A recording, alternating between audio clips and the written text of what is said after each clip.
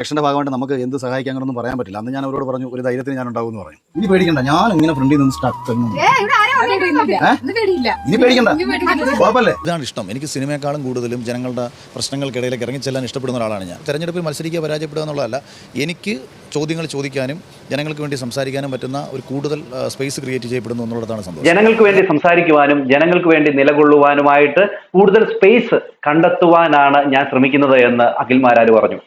നിരവധി ട്രോളുകളും നിരവധി വിവാദങ്ങളും കൊണ്ട് അങ്ങ് എയറിന്റെ പുറത്ത് അങ്ങ് എയറിൽ കയറ്റി നിർത്തിയിരിക്കുകയായിരുന്നു അഖിൽ മാരാറെ.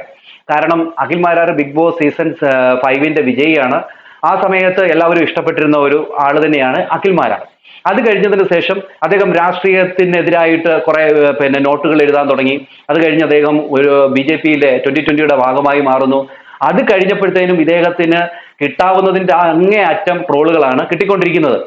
വിമർശനങ്ങൾ, ഇദ്ദേഹം എന്തെങ്കിലും ഒരു കാര്യം പറഞ്ഞു കഴിഞ്ഞാൽ അത് കട്ട് ചെയ്തുകൊണ്ട് പോയി അതിന് എതിരെ കുറെ പേര് റിയാക്ഷനോ അങ്ങനെ തുടങ്ങി ഇദ്ദേഹത്തിന് ട്രോളി അങ്ങ് ഇല്ലാണ്ടാക്കാനായിട്ട് ശ്രമിച്ചു. അത് സത്യം തന്നെയാണ്. അതിൻ്റെ ഇടയിൽ പ്രസവവുമായി ബന്ധപ്പെട്ട് അദ്ദേഹം ഒരു കാര്യം പറഞ്ഞു. അത് പഴയ തലമുറകൾക്ക് കാര്യം മനസ്സിലായി കൃത്യമായിട്ട്. എന്നാൽ പുതിയ തലമുറകൾക്ക് അത് എന്താണ് ഇങ്ങനെ പറഞ്ഞു എന്ന് പറഞ്ഞുകൊണ്ട് എടുത്തിങ്ങോട്ട് ട്രോളും തുടങ്ങി. ഇപ്പോ ഇദ്ദേഹം ഇലക്ഷന്റെ ഭാഗമായിട്ട് ഇദ്ദേഹം തൃക്കാക്കരെ മത്സരിക്കുകയും ഇദ്ദേഹം തോക്കുകയും ചെയ്തു. അത് വലിയ രീതിയിൽ വിവാദമായിട്ടുണ്ടായിരുന്നു. ഇദ്ദേഹം പറഞ്ഞിരുന്നു ബിഗ് ബോസിൽ ഞാൻ ജയിച്ചതുപോലെ ഇവിടെ ജയിക്കുമെന്നൊക്കെ പറഞ്ഞിരുന്നു. അത് ഇലക്ഷൻ നിൽക്കുന്ന എല്ലാ പാർട്ടിക്കാരുടെ ആൾക്കാരും പറയും ഞാൻ ജയിക്കുമെന്ന്. അത് അവരുടെ ഒരു ആത്മവിശ്വാസം വർദ്ധിപ്പിക്കുകയും അതോടൊപ്പം തന്നെ ജനങ്ങളുടെ മുമ്പിൽ ഇങ്ങനെ ഒരു കാര്യം പറയുകയും ചെയ്യുന്നതാണ്. അത് ആരായാലും പറയും. അങ്ങനെ അഖിലും പറഞ്ഞു. ഓക്കെ, എന്തായാലും അദ്ദേഹം തോറ്റു. അങ്ങനെ ഇദ്ദേഹം വോട്ട് ചോദിക്കുന്ന സമയത്ത് എല്ലാ വീടുകളിലും കയറി ഇറങ്ങുമല്ലോ. അങ്ങനെ കയറി ഇറങ്ങിയ ഒരു വീട്ടില് 10 പേര് താമസിക്കുന്നുണ്ട്. അവർക്കൊരു കയറി കിടക്കാൻ നല്ലൊരു ഉറപ്പുള്ള ഒരു വീട് ഇല്ല. അന്ന് ഒരു വീഡിയോ പുറത്തു വന്നിരുന്നു. അത് വലിയ രീതിയിൽ തന്നെ വൈറലായിരുന്നു. ആ വീഡിയോ നിങ്ങളൊന്ന് കണ്ടേ. ഇതിനകത്ത് 10 പേര് താമസിക്കുകയാണെന്ന്. എടാ, ഇതും പിണറായി വിജയൻ ഭരിക്കുന്ന നാട്ടിലെ ഒരു വീടാട്ടാ. പേടിയുണ്ടോ? എല്ലാവർക്കും പേടിയാണ്. അതാണ് ആരും മിണ്ടത്തില്ല. ഇനി പേടിക്കണ്ട, ഞാൻ ഇങ്ങനെ ഫ്രണ്ടിൽ നിന്ന് സ്റ്റക്ക്. ഇനി പേടിക്കണ്ട, കുഴപ്പമില്ലേ. മുന്നിൽ നിന്ന് സംസാരിക്കാൻ ഒരു സഹോദരൻ ഉണ്ടെന്ന് ചിന്തിച്ചോട്ടെ. ഇതിനകത്ത് 10 പേര് താമസിക്കുകയാണെന്ന്. 10 പേര്. ഇതിനകത്ത് ഞങ്ങൾ 10 പേരുണ്ട്. ഞങ്ങൾ കൊച്ചുങ്ങൾ ഉൾപ്പെടെ 10 പേരെ ഈ വീട്ടിൽ താമസിക്കുന്നത്. ഇതിനകത്ത് ഉറങ്ങുന്നത്. അന്ന് ഈ അഖിൽ മാരാർ പറഞ്ഞിരുന്നു ഈ വീട്ടിൽ 10 പേരാണ് താമസിക്കുന്നത്. നിങ്ങൾക്ക് ഒരു സഹോദരൻ എന്ന നിലയിൽ നിങ്ങളുടെ മുമ്പിൽ നിന്ന് ഞാൻ സംസാരിക്കുമെന്നും അന്ന് പറഞ്ഞിറങ്ങി വന്ന ആളാണ്. അന്ന് ആ വീഡിയോയ്ക്ക് താഴെ നിരവധി പേര് കമന്റ് ഇട്ട് അഖിൽ മാരാരെ മോശക്കാരനാക്കി പറഞ്ഞു നിനക്ക് എന്ത് ചെയ്യാൻ പറ്റും എന്നുള്ള രീതിയിൽ. കാരണം അവിടെ മുഖ്യമന്ത്രിയെ കുറ്റം പറയുന്നുണ്ടല്ലോ. നീ വയനാട്ടിൽ പറഞ്ഞിട്ട് എന്തുകൊണ്ട് ചെയ്തു കൊടുത്തില്ല എന്ന രീതിയിലൊക്കെ അതിൻ്റെ അകത്ത് കമന്റ് ഉണ്ടായിരുന്നു. എന്നാൽ വയനാട്ടിൽ ചെയ്തു കൊടുക്കുമെന്ന് അഖിൽ മാരാർ ഓൾറെഡി പറഞ്ഞിട്ടുണ്ട്. പിന്നെ ഏതോ ഒരു വീഡിയോയിൽ കമന്റ് മൂത്തപ്പോൾ ഞാൻ ചെയ്തു കൊടുത്തില്ലേ നിങ്ങൾക്ക് എന്താ എന്നുള്ള ഒരു രീതിയിൽ അഖിൽ മാരാർ അവിടെ വർത്തമാനം പറയുന്നുണ്ട്. ഓക്കെ, അത് മാറ്റി നിർത്ത്. എന്തുകൊണ്ട് അങ്ങനെ പറഞ്ഞു എന്ന് വെച്ച് കഴിഞ്ഞാൽ ഇവിടെ കുറെ ആൾക്കാരുണ്ടായിരുന്നു. നമ്മുടെ നല്ല കാശുള്ള ടീമുകളായിട്ടുള്ള യൂസഫ് അലി സാറ്, അതോടൊപ്പം തന്നെ ക്രോൺ പ്ലാസയിലുള്ള മുതലാളി, അങ്ങനെ നിരവധി ആൾക്കാർ വീട് വെച്ച് കൊടുക്കാമെന്ന് പറഞ്ഞപ്പോൾ അവരുടെ വീടൊന്നും വെച്ച് കൊടുത്തിട്ട് വേണ്ട, നിങ്ങളുടെ പൈസ മതി എന്ന് പറഞ്ഞ ഒരു ഗവൺമെന്റ് ആയിരുന്നു കഴിഞ്ഞ ഭരിച്ചത്. അതെല്ലാവർക്കും അറിയാവുന്ന കാര്യമാണ്. അതുകൊണ്ടാണ് അഖിൽ മാരാർ വെച്ച് കൊടുക്കാമെന്ന് പറഞ്ഞത്. അത് വെച്ച് കൊടുക്കുമെന്ന് അദ്ദേഹം വേറൊരു വീഡിയോയിലൂടെ പറഞ്ഞിട്ടുമുണ്ട്. ഓക്കെ, ഇങ്ങനെ ഇവിടെ ഈ ഇലക്ഷന്റെ ഭാഗമായിട്ട് ഇവിടെ വരുന്നു, ഇവരെ കാണുന്നു. അത് കഴിഞ്ഞതിന് ശേഷം അദ്ദേഹം തോറ്റുപോകുന്നു. തോറ്റുപോയതിനു ശേഷം അദ്ദേഹം വീട്ടിൽ കുത്തിയിരുന്നില്ല. പലരും വാഗ്ദാനങ്ങൾ പറഞ്ഞിട്ട് എന്ത് ചെയ്യും, വീട്ടിൽ പോയി കുത്തിയിരുന്നതിന് ശേഷം ഇതൊക്കെ അങ്ങ് മറക്കും. കാരണം ഞാൻ തോറ്റതല്ലേ, തോറ്റ മണ്ഡലത്തിലേക്ക് പിന്നെ എന്തിനു പോകണം എന്നുള്ള ഒരു ചിന്തയായിരിക്കും എല്ലാവർക്കും. എന്നാൽ ഇവിടെ അഖിൽ വ്യത്യസ്തനാകുന്നത് ഇവിടെ പോയി ഇവരെ സഹായിക്കുന്നു എന്നുള്ളതാണ്. പിന്നെ പലരും പറയും പിന്നെ എന്തുകൊണ്ടാണ് അന്ന് പറഞ്ഞിട്ട് അത് ചെയ്തു കൊടുത്തില്ല എന്നൊക്കെ പറയും. ഏതാ വയനാട്ടിലെ വിഷയം. പിന്നെ പറയും ഇതെന്തോ തോറ്റിട്ട് പേര് മാറ്റാൻ വേണ്ടി ചാരിറ്റി കൊണ്ടിറങ്ങുന്നൊക്കെ പറയും. എടാ, ആരെങ്കിലും ഒന്ന് സഹായിച്ചോട്ടെ. ഈ പറയുന്നവൻ ആരും ഒന്നും ചെയ്യത്തില്ലല്ലോ. ഇത് നമ്മുടെ നാട് ഭരിച്ച ഒരു MLA നാടല്ലയോ ഈ കാണുന്നത്. ഇതുപോലെ നമ്മുടെ നാട്ടിൽ എത്രയോ ആൾക്കാർ പാവങ്ങളുണ്ട്, ഒരു വീട് പോലും ഇല്ലാത്തത് എത്ര പേരുണ്ടെന്ന് ഞാൻ ഈ മറ്റേ നമ്മുടെ ടോണിച്ചായന്റെ വീഡിയോയിലൂടെ ഞാൻ കാണിച്ചു തന്നതാണ്. അദ്ദേഹം എത്ര പേരെയാണ് സഹായിക്കുന്നത്. എത്രയോ വീടില്ലാത്ത ആൾക്കാരുണ്ട്. അപ്പോ പറയുമ്പോ എല്ലാം പറയണമല്ലോ. അപ്പൊ ഇദ്ദേഹം അത് കഴിഞ്ഞതിന് ശേഷം ഒരു വീഡിയോ ഇട്ടു, അവിടെ പോയി അവരെ കണ്ട് കാര്യങ്ങൾ പറയുന്നത്. അത് നിങ്ങളൊന്ന് കണ്ടുപോയി. ഇലക്ഷൻ്റെ ഭാഗമായിട്ട് നമുക്ക് എന്ത് സഹായിക്കാനൊന്നും പറയാൻ പറ്റില്ല. അന്ന് ഞാൻ അവരോട് പറഞ്ഞു ഒരു ധൈര്യത്തിന് ഞാൻ ഉണ്ടാവും എന്ന് പറയും. ഇനി പേടിക്കണ്ട, ഞാൻ ഇങ്ങനെ ഫ്രണ്ടിൽ നിന്ന് സ്റ്റക്ക്. ഇനി പേടിക്കണ്ട, കുഴപ്പമില്ലേ. അങ്ങനെ ഇവർക്ക് വേണ്ടിയിട്ട് ഇവിടെ ഒരു വീട് വെച്ച് കൊടുക്കാൻ തീരുമാനിച്ചിരിക്കുകയാണ്. അപ്പോൾ ഞാൻ അന്ന് ഈ വീഡിയോ നമ്മുടെ സോഷ്യൽ മീഡിയ വഴിയൊക്കെ പലരും കണ്ടിരുന്നായിരുന്നു. ഇപ്പം ഞാൻ സത്യത്തിൽ ഒരു വലിയ സന്തോഷം കൂടെ അറിയിക്കാം. ഈ പൊതുവെ ഭയങ്കരമായിട്ട് കേരളത്തിൽ പരിഹസിക്കപ്പെടുന്ന ഒരാളാണ് സുരേഷ് ഗോപി. അപ്പോൾ അദ്ദേഹം ഈ വീഡിയോ കണ്ടിട്ട് എൻ്റെ അടുത്ത് പറഞ്ഞു, അഖിലെ ഞാനും കൂടെ നിന്നെ സഹായിക്കാം. അപ്പോൾ ഞാനിത് പറയുന്നത് പലപ്പോഴും നിങ്ങൾ പരിഹസിക്കുന്ന, നിങ്ങൾ ട്രോളുന്ന മനുഷ്യന് മറ്റൊരു മനുഷ്യൻ്റെ വേദന കാണുമ്പം വേദന തോന്നുന്നുണ്ടെങ്കിൽ നിങ്ങൾ പരമാവധി പരിഹസിക്കാതിരിക്കുക. ഇവിടെ സുരേഷ് ഗോപി അദ്ദേഹത്തെ നിരവധി ആൾക്കാർ ട്രോളിയിട്ടുണ്ട്. അഖിലിനെ ഇഷ്ടം പോലെ ആൾക്കാർ ട്രോളുകയാണ്, ഇപ്പോഴും ട്രോളിക്കൊണ്ടിരിപ്പുണ്ട്. ഈ കാര്യം പറഞ്ഞു കഴിഞ്ഞപ്പോഴും ട്രോളുകയാണ്. അതായത് വാക്ക് പാലിക്കാത്തവൻ, സ്ഥിരതയില്ലാത്തവൻ, നിലപാടില്ലാത്തവൻ എന്നൊക്കെ പറഞ്ഞുകൊണ്ടാണ് എടുത്ത് ട്രോളുന്നത്. പക്ഷേ ഓരോ വ്യക്തികൾക്കും ഓരോരുത്തരുടെ ഒരു സംസാര രീതിയുണ്ട്. ഇവിടെ അഖിൽമാരാർ പറഞ്ഞ പല കാര്യങ്ങളും കട്ട് ചെയ്ത് പേസ്റ്റ് ചെയ്തിട്ടാണ് വർത്തമാനം പറഞ്ഞുകൊണ്ടിരിക്കുന്നത്. പിന്നെ ചില കാര്യങ്ങൾ അദ്ദേഹത്തിന്റെ കയ്യിൽ നിന്ന് പോകുന്നുണ്ട്, അത് സത്യം തന്നെയാണ്. പക്ഷെ എന്തൊക്കെ പറഞ്ഞാലും നന്മയുള്ള ഒരു മനസ്സുണ്ട് എന്നുള്ള കാര്യം സത്യം തന്നെയാണ്.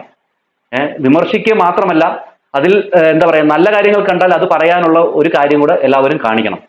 ഇദ്ദേഹം BJP പോയതുകൊണ്ടാണ് കൂടുതൽ വിമർശനം എത്തിയതെന്നാണ് എനിക്ക് തോന്നുന്നത്. അല്ലാതെ വേറെ ഏതെങ്കിലും കോൺഗ്രസിലോ കമ്മ്യൂണിസ്റ്റിലോ പോയിരുന്നുവെങ്കിൽ ഇദ്ദേഹത്തിന് ഇത്ര വിമർശനങ്ങളൊന്നും വരത്തില്ലായിരുന്നു. അപ്പോൾ അവരൊക്കെ സപ്പോർട്ട് ചെയ്ത് ഇദ്ദേഹത്തെ ന്യായീകരിച്ച് കാര്യങ്ങൾ പറഞ്ഞിരുന്നേനെ. പക്ഷെ BJP-യിലായതുകൊണ്ടാണ് മറ്റാർക്കും ഇഷ്ടപ്പെടാത്തതും ഇദ്ദേഹത്തെ ഏറ്റവും കൂടുതൽ ആൾക്കാരെടുത്ത് ട്രോൾ ചെയ്തതും. അതാണ് എനിക്ക് തോന്നുന്നത്.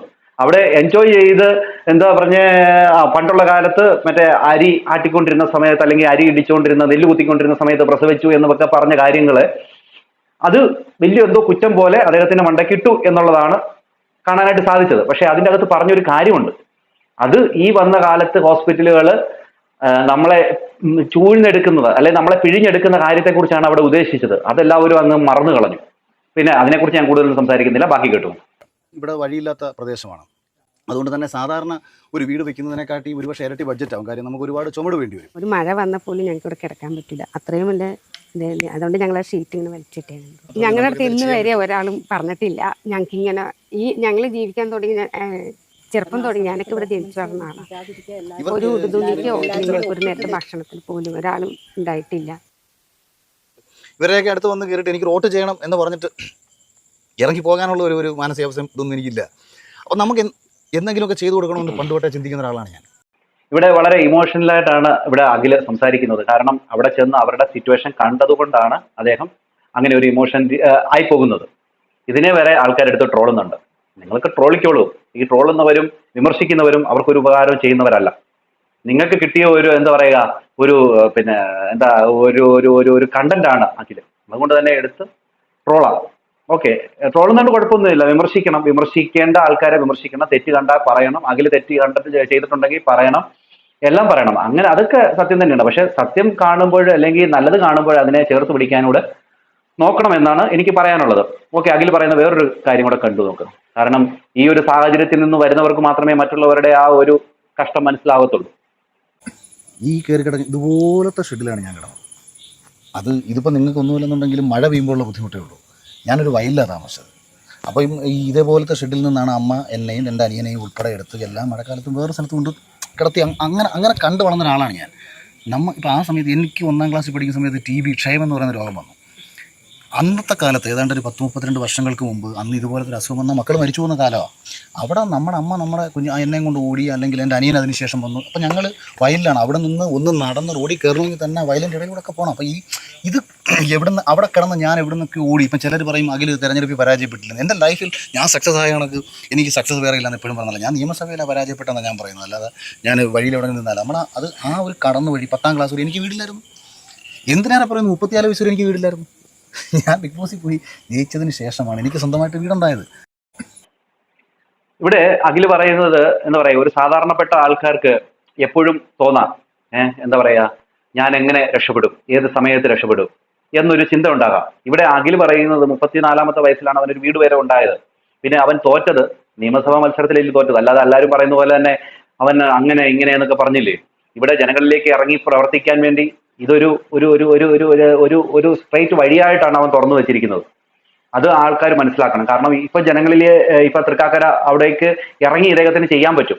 കാരണം എന്തുകൊണ്ടാണ്, ഇവിടെ മത്സരിച്ച ആ ഒരു ഇതുണ്ട്. അതുകൊണ്ട് തന്നെ അവിടെ ചെന്ന് ജനങ്ങളുടെ പ്രശ്നങ്ങൾ മനസ്സിലാക്കാനും അവരെ സഹായിക്കാനുമായിട്ട് പറ്റും. അതുകൊണ്ട് ആൾക്കാർ മനസ്സിലാക്കണം. തെറ്റ് കണ്ടാൽ നിങ്ങൾ പറഞ്ഞോ, വിമർശിച്ചോ ഒക്കെ ശരിയാണ്. പക്ഷെ അതിൻ്റെ കൂടെ നല്ലത് കണ്ടാൽ നല്ലതെന്ന് പറയാനുള്ള ഒരു മനസ്സൂടെ വേണം. അതാണ് എനിക്ക് പറയാനുള്ളത്. എന്തായാലും ടോണിച്ചാനെ എത്ര പേരാണ് വിമർശിച്ചത്? അദ്ദേഹം ചെയ്യുന്ന നന്മകൾ എത്ര അധികമാണ് അല്ലേ? അദ്ദേഹത്തെ വിമർശിച്ച് എന്തൊക്കെയാണ് അദ്ദേഹത്തിനെതിരെ പറയുന്നത്? അദ്ദേഹം അത് എല്ലാം കേൾക്കുന്നുണ്ടോ? ഒരു വട്ടം അദ്ദേഹം നിർത്തിയതാണ്, എന്നിട്ട് പോലും അദ്ദേഹം പിന്നെയും തുടങ്ങി. ഇപ്പോൾ എത്രയോ പേരെയാണ് അദ്ദേഹം ചേർത്ത് പിടിക്കുന്നത്, എത്രയോ ആൾക്കാർക്കാണ് വീടില്ലാത്തവരെ അദ്ദേഹം സഹായിച്ചുകൊണ്ടിരിക്കുന്നത്.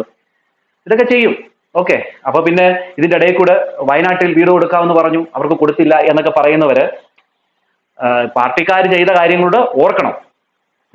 എല്ലാവരുടെയും കാശ് മാത്രം മതി, ആരും വീട് വെച്ച് കൊടുക്കണ്ട എന്നാണ് പറഞ്ഞത്. പിന്നെ മുസ്ലിം ലീഗ് വീട് വെച്ച് കൊടുത്തത് എന്തുകൊണ്ടാണെന്നുള്ളതും എല്ലാവർക്കും മനസ്സിലാവുന്ന കാര്യം തന്നെയാണല്ലോ.